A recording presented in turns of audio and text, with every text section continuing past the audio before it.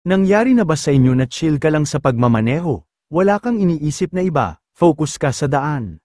Singit dito singit doon, makarating lang sa trabaho ng safe at walang inaabalang iba. Ngunit nang ako ay makarating sa parking, ito ang aking napansin.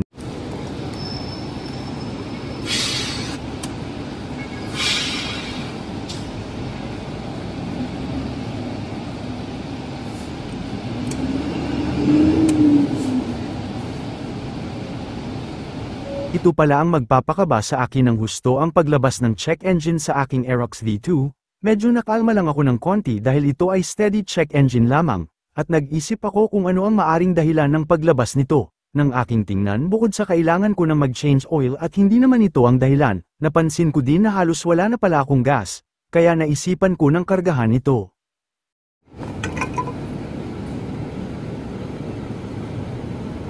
At ganun na nga ang nangyari, nagpagas ako at naging free bars na aking gas indicator at success na wala ang check engine ng aking Aerox D2.